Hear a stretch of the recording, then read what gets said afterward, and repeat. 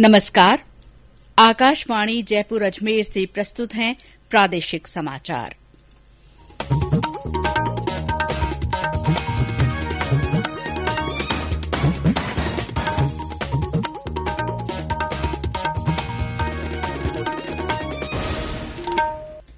मुख्य समाचार। प्रधानमंत्री नरेंद्र मोदी ने कहा, जापान के साथ भारत का रिश्ता विश्व के लिए सामर्थ्य, सम्मान और साझा संकल्प का संबंध है। अंतर्राष्ट्रीय योग दिवस का मुख्य कार्यक्रम 21 जून को मैसूरू में प्रधानमंत्री नरेंद्र मोदी के नेतृत्व में सामूहिक योग होगा। उदयपुर के खैरवाड़ा क्षेत्र के 8 मजदूरों की बिहार के पूर्णिया जिले में एक सड़क दुर्घटना में मौत। प्रदेश के अनेक जिलों में तेज हवा और आंधी के साथ बारिश। मौसम विभाग ने कल भी 17 जिलों में आंधी की संभावना जताई। और राज्यसभा चुनाव में प्रदेश की 4 सीटों के लिए नामांकन कल से।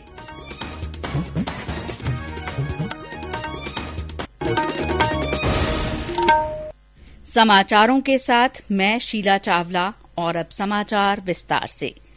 प्रधानमंत्री नरेंद्र मोदी ने कहा है कि जापान के साथ भारत का रिश्ता विश्व के लिए सामर्थ्य, सम्मान और साझा संकल्प का संबंध है। टोक्यो में आज भारतीय समुदाय के साथ बातचीत में श्री मोदी ने कहा कि भारत जापान कूटनीतिक संबंधों के 70 वर्ष पूरे हो रहे हैं और दोनों देश नैसर्गिक साझीदार हैं। उन्होंने कहा कि भारत की आर्थिक वृद्धि और विकास में जापान ने महत्वपूर्ण भूमिका निभाई है। प्रधानमंत्री ने कहा कि जापान के साथ भारत का रिश्ता महात्मा बुद्ध, ज्ञान और ध्यान पर आधारित है। प्रधानमंत्री ने कहा कि जापान में रह रहे भारतीयों ने अपनी संस्कृति और परंपरा का मेल जोल बढ़ाया है। उन्होंने मातृभूमि के लिए जो प्रतिबद्धता दिखाई है वो प्रेरक है। श्री मोदी ने कहा कि भारतीय लोगों ने सदैव कर्मभूमि के प्रति असीम प्रतिबद्धता दिखाई है। इसके साथ ही उन्होंने धर्म भूमि की जड़ें भी कभी नहीं छोड़ी। श्री मोदी ने कहा कि लोगों को आज गौतम बुद्ध के पथ पर आगे बढ़ना चाहिए, क्योंकि जलवायु परिवर्तन, हिंसा और आतंकवाद की बुराइयों से लड़ने का यही एकमात्र रास्ता है। 21वीं सदी में भी भारत और जापान के इन सांस्कृतिक संबंधों को हम पूरी प्रतिबद्धता के साथ आगे बढ़ा रहे हैं। और मैं तो काशी का सांसद हूं और बड़े गर्व से कहना चाहूंगा कि जापान के पूर्व प्रधानमंत्री श्री आबे जब काशी आए थे तब उन्होंने एक बहुत बढ़िया सौगात काशी को दी। काशी में जापान के सहयोग से बना रुद्राक्ष, और जो मेरी कभी कर्मभूमि रही वो अहमदाबाद में जैन गार्डन और काइजन एकेडमी, ये ऐसी बातें हैं जो हमें कितनी निकट लाती है। प्रधानमंत्री ने कहा कि भारत सदैव असाधारण चुनौतियों से निपटने में सक्षम रहा है। कोविड महामारी के दौरान जब संपूर्ण विश्व समस्याओं का सामना कर रहा था तो भारत स्वदेश में बनी वैक्सीन के साथ आगे आया। प्रधानमंत्री ने कहा कि भारत जलवायु परिवर्तन की वैश्विक चुनौती से लड़ने के लिए आगे बढ़ रहा है और वर्ष 2070 तक कार्बन उत्सर्जन शून्य करने के लिए प्रतिबद्ध है। श्री मोदी ने कहा कि पिछले 8 वर्ष में भारत ने लोकतंत्र को सुदृढ़ और लचीला बनाया है और ये प्रगति के सबसे मजबूत स्तंभों में से एक के रूप में काम कर रहा है। अंतर्राष्ट्रीय योग दिवस 21 जून का मुख्य कार्यक्रम मैसूरू में आयोजित होगा। आयुष मंत्री सर्बानंद सोनोवाल ने आज नई दिल्ली में संवाददाताओं से बातचीत में ये जानकारी दी। उन्होंने बताया कि इस कार्यक्रम में प्रधानमंत्री नरेंद्र मोदी के नेतृत्व में सामूहिक योग होगा। श्री सोनोवाल ने बताया कि इस बार का अंतर्राष्ट्रीय योग दिवस आजादी का अमृत महोत्सव के समय हो रहा है, इसीलिए देश में 75 प्रमुख स्थानों पर योग दिवस मनाया जाएगा। आयुष मंत्री ने कहा कि इस महीने की 27 तारीख को हैदराबाद में योग उत्सव मनाया जाएगा, जिसमें 10,000 से अधिक लोग हिस्सा लेंगे। अब तक असम के शिवडोल और दिल्ली के लाल किले में इस तरह के योग उत्सव आयोजित किए जा चुके हैं। राज्यपाल कलराज मिश्र ने कहा है कि माउंट आबू का सभी स्तरों पर विकास होना चाहिए। उन्होंने आज माउंट आबू स्थित राजभवन में अधिकारियों की बैठक में कहा कि क्षेत्र की पर्यटन से जुड़ी समस्याओं का तेजी से निपटारा किया जाए। साथ ही उन्होंने आमजन की आवश्यकताओं के परिप्रेक्ष्य में माउंट आबू को विकसित किए जाने पर जोर दिया। राज्यपाल ने कहा कि माउंट आबू की पहचान लोकप्रिय पर्वतीय पर्यटन स्थल के रूप में है। इसके मद्देनजर यहां पर्यावरण संरक्षण के साथ पर्यटन को प्रोत्साहित करने संबंधी काम होने चाहिए। उन्होंने आबू की जैव विविधता और वन्य जीवों के संरक्षण के लिए लोगों को जागरूक करने पर भी जोर दिया। उदयपुर के खैरवाड़ा क्षेत्र के रहने वाले 8 मजदूरों की आज तड़के बिहार के पूर्णिया जिले में एक सड़क दुर्घटना में मौत हो गई। पुलिस के अनुसार जलालगढ़ के पास एक बोरवेल ट्रक अनियंत्रित होकर पलट गया, जिससे ये हादसा हुआ। इस ट्रक में 16 मजदूर सवार थे जो अगरतला से जम्मू जा रहे थे। भारत से इस साल 79,000 से ज्यादा लोग हज यात्रा पर जाएंगे। इनमें से करीब 50% महिलाएं हैं। हज यात्रा के लिए आज दिल्ली में समन्वयकों, अधिकारियों और सहायकों के लिए 2 दिन का प्रशिक्षण कार्यक्रम आयोजित किया गया, जिसका उद्घाटन अल्पसंख्यक मामलों के मंत्री मुख्तार अब्बास नकवी ने किया। उन्होंने कहा कि हज प्रक्रिया को 100% डिजिटल बनाया गया है। इस साल हज यात्रियों की सहायता के लिए 357 कर्मियों का दल जाएगा, जिनमें हज समन्वयक, सहायक, अधिकारी, डॉक्टर तथा पैरामेडिकल कर्मी शामिल हैं। ये समाचार आकाशवाणी जयपुर अजमेर से प्रसारित किए जा रहे हैं। समाचारों में आगे हैं मौसम और राज्यसभा के चुनाव संबंधी समाचार, लेकिन पहले ये संदेश। क्या आप कॉम्पिटिशन्स की तैयारी कर रहे हैं? आपके लिए आकाशवाणी लाया है एक इंटरैक्टिव प्रोग्राम अभ्यास। एक ऐसा प्रोग्राम जहां आप पूछेंगे सवाल व्हाट्सएप नंबर 9289094044 पर, या फिर ईमेल भी कर सकते हैं abhyas.airnews@gmail.com पर। हमारे स्टूडियो में एक्सपर्ट आपके सवाल का जवाब देंगे शनिवार रात 9:30 बजे। इस बार का विषय है Indian polity, central state relations. आपके सवालों का हम करेंगे इंतजार 25 मई तक। आपका अभ्यास, हमारा प्रयास।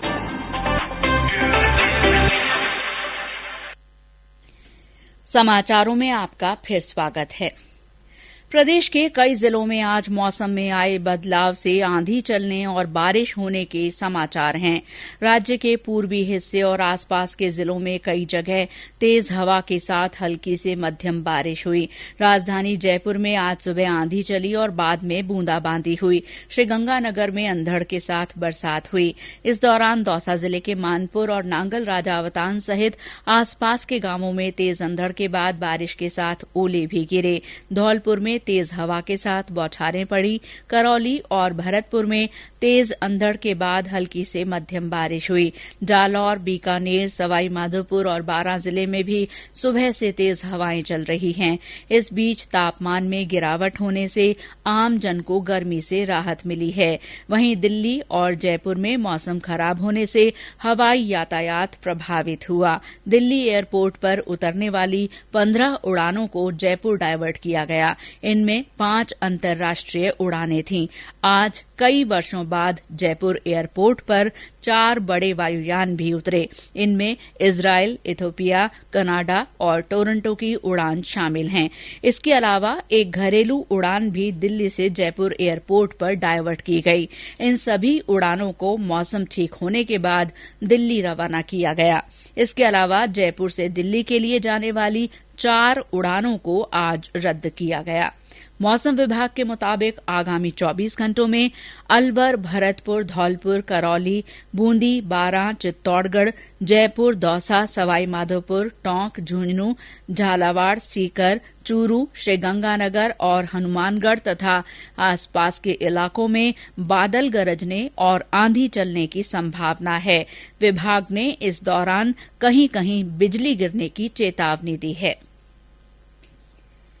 राज्यसभा के द्विवार्षिक चुनाव के लिए कल अधिसूचना जारी की जाएगी। इसके साथ ही प्रदेश की 4 खाली सीटों के लिए नामांकन पत्र भरने का काम शुरू हो जाएगा। मुख्य निर्वाचन अधिकारी प्रवीण गुप्ता ने बताया कि 31 मई तक नामांकन पत्र भरे जा सकेंगे।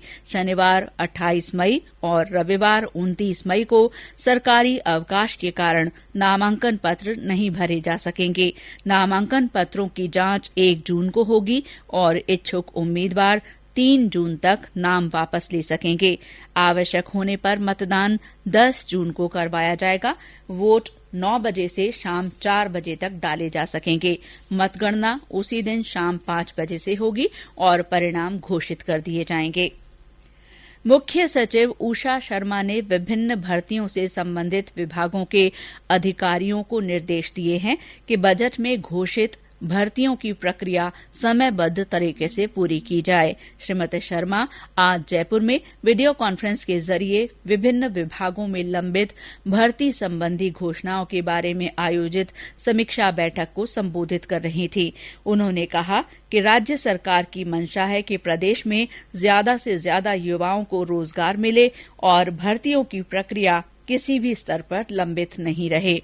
उन्होंने विभागों से बजट में घोषित भर्तियों की स्थिति के बारे में जानकारी ली और उन्हें जल्द पूरा करने के निर्देश दिए।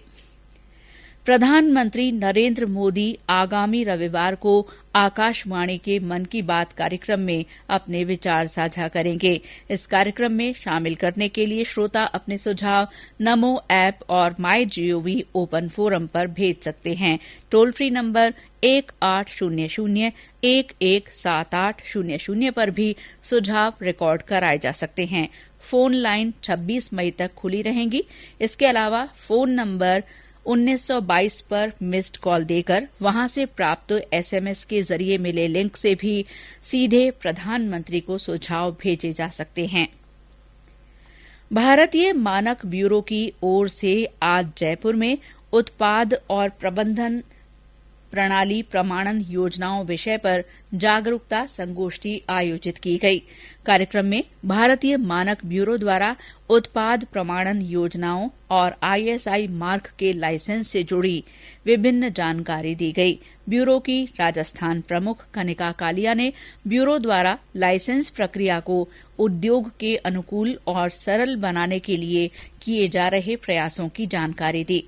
कार्यक्रम के दौरान प्रदेश में अखिल भारतीय स्तर पर विभिन्न उत्पादों के लिए पहला बीआईएस लाइसेंस प्राप्त करने वाली 6 निर्माता फर्मों को उनके नवाचारों के लिए सम्मानित किया गया। संगोष्ठी में 50 फर्मों के 70 से अधिक प्रतिनिधियों ने भाग लिया। सरकारी सेवाओं को और सुलभ, समावेशी और पारदर्शी बनाने के लिए माई जीओवी हेल्प डेस्क ने कई बड़ी पहल की हैं। अब व्हाट्सएप पर भी माई गॉव प्लेटफॉर्म का इस्तेमाल करके डिजी लॉकर सेवाओं का लाभ लिया जा सकेगा।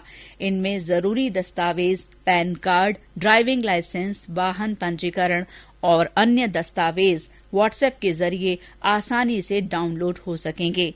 व्हाट्सएप नंबर 9013151515 पर नमस्ते या हाय मैसेज भेजकर डिजी लॉकर की सेवाओं तक पहुंच सकते हैं। व्हाट्सएप नंबर कृपया एक बार फिर से सुन लें, 9013151515 और अंत में मुख्य समाचार एक बार फिर। प्रधानमंत्री नरेंद्र मोदी ने कहा है कि जापान के साथ भारत का रिश्ता विश्व के लिए सामर्थ्य, सम्मान और साझा संकल्प का संबंध है। अंतर्राष्ट्रीय योग दिवस का मुख्य कार्यक्रम 21 जून को मैसूरू में होगा। प्रधानमंत्री नरेंद्र मोदी सामूहिक योग का नेतृत्व करेंगे। उदयपुर के खैरवाड़ा क्षेत्र के 8 मजदूरों की बिहार के पूर्णिया जिले में एक सड़क दुर्घटना में मृत्यु हो गई। प्रदेश के अनेक जिलों में तेज हवा और आंधी के साथ बारिश हुई। मौसम विभाग ने कल भी 17 जिलों में आंधी की संभावना जताई है। और राज्यसभा चुनाव में प्रदेश की 4 सीटों के लिए नामांकन कल से शुरू होगा। इसी के साथ प्रादेशिक समाचार बुलेटिन समाप्त हुआ। नमस्कार।